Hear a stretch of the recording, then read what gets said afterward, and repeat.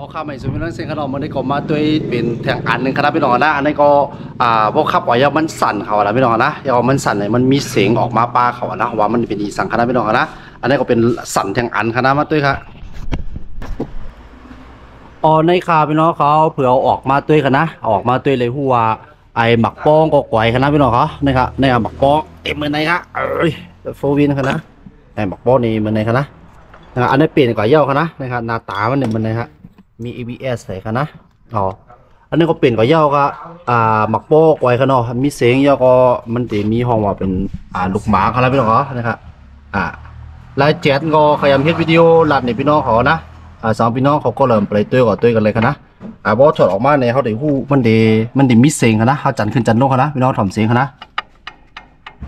นะครับมันจันขึ้นจันลงไรครับนะพวกจันขึ้นจันลงไรมันเนี่ยไรครับนะมันได้ไรฝืดครับนะจันขึ้นจันลงครับเนี่ยเตรียมไรมันเตรียมไรโมนค่ะเนาะโดยอันนี้ได้ตอกตาครับตัวหลีครับนะครับมันโตให้ไหนครับนะพวกโตให้ไหนได้เป็นอะไรนะอย่างขึ้นลงครับนะพวกขึ้นลงเนี่ยได้ไรครับนะตั้งไตก็เหมือนกันครับนะนะครับอยู่ตั้งไตนี่ครับ